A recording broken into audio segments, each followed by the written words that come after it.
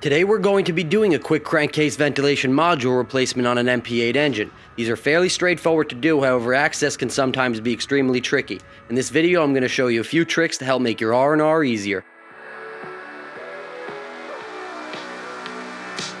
The first thing we want to do is remove the fender. Don't remove the entire bracket from the frame. I see a lot of new guys do this and it's not necessary. Just remove the 4 bolts on the inside and the 2 on the top of the fender. We're also going to turn the wheel so the front of the tire is aiming towards the engine. We do this because we need to make as much room as possible. You can see this is the CCV already on the engine and the leak is obvious. Rebuild kits are available for these, however if there are fault codes present for the CCV module failing, we're going to replace the entire thing. The next thing we want to do is remove the breather tube coming from the valve cover. These have little squeeze clips on the side. Press the tabs in and pull. The one on the front is a silicone hose, but the one on the back side and the ones on the MP7s and D13s have ribbed plastic tubes that are basically a sealed piece of loom. I have never seen these connectors get stuck, but they get brittle and break all of the time. Be super careful with these. The oil feed line is next. There's one single 10mm bolt that presses on a plate that holds the line and the seal into the CCV housing. It's really easy to get to. Pull the plate back and pull the line out of the housing.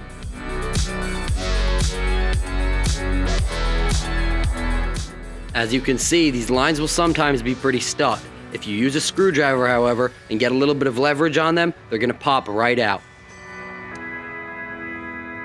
Now we can begin removing the bolts. This model CCV has 3 that bolt directly to the engine block. They're 10mm as well. This is the hardest part about changing one of these in my opinion. However, by using a swivel socket on a 6-inch extension and a 3-inch for the inner bolt, you can finesse yourself a good bit of access. You may be able to slip your impact ratchet or wrench in here, but I need 2 hands to operate one of those, and it's easier for me to show you with the hand tool. The nice thing here is there's usually no rusted stuck on bolts, because if you're changing one of these, it's most likely leaking oil, keeping everything preserved, like a fossil.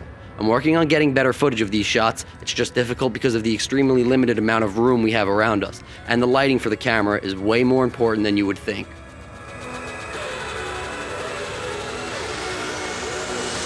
In order for the CCV to clear the frame rail, I need to remove the entire vent tube. I'm going to use my Knipex Cobra pliers here. I love these things because I could use them for so many different applications. I want to also take a quick moment and give a shout out to the team over at Knipex. They recently endorsed my channel and sent me over a few things to try out. I'm actually extremely impressed with the quality of their tools. They are way better designed than my Snap-on equivalents and arm cheaper and really well made. Like really well made. I've been using these and a couple other tools for a few weeks now, and I swear to God, I feel like every pair of Knipex pliers was made with a mind of its own. Knipex manufactures their tools at one location strictly, which is also their founding location in Wuppertal, Germany. They do this so they can control every aspect of production and constantly strive for a better product. I really enjoy that mentality, and I can tell they really do put quality before everything, and I appreciate that as a consumer. I'm going to zip tie these coolant lines out of the way and pull the CCV up out of the frame through the window we just opened up. You can really see how tight this is in this shot. The old O-ring is stuck on the block. Using a pair of long needle nose pliers, I'm going to grab one of the tabs on either side and peel it off.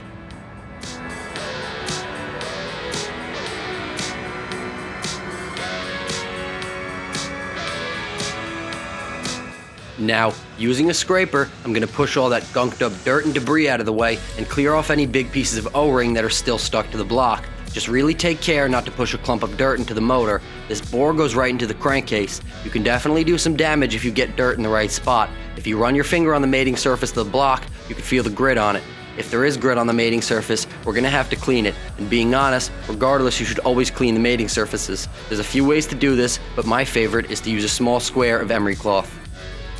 Emery cloth is one of the better things you can use to quickly clean these surfaces. It works great and won't remove any material I don't want it to, which is really important when dealing with metal-to-metal surfaces like this. I keep a 12x12 sheet in my box and cut off little pieces as I need it.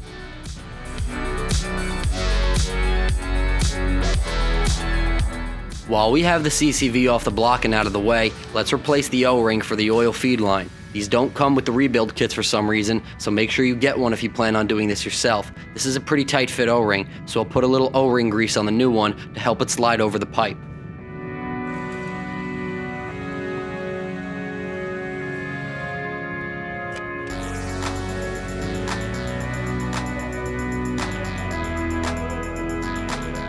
Next, we're going to clean this area up a little bit. I'll stuff a rag into the bore to keep it sealed and spray some foam up degreaser all over it. My favorite way to quickly clean areas like this is exactly what I'm showing you, covering it in a foam up degreaser, letting it soak for a few minutes, and blowing it all off with my long barrel air gun. The next thing we're going to do while we have a chance is snake the rear breather tube into place. If you bolt the CCV up without putting this in place first, you're not going to get it in after, and you're going to have to take the entire CCV back out. Consider yourself warned.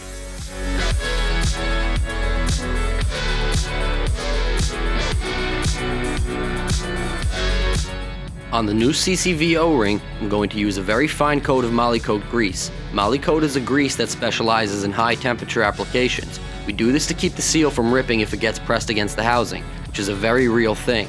Dry rubber rips like paper. I want to emphasize using a fine coat too.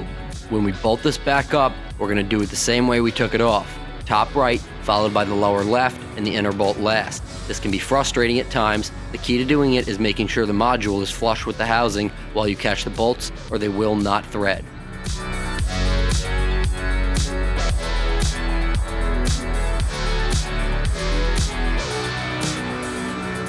We're going to reinstall the oil feed. It's as easy as pressing the line back in and locking the plate down against it. I always use hand tools for reattaching components to the engine. You will always have a way better feel with your hands over an impact wrench. Once that feed is in, reattach the breather hoses and the fender, and we're just about done.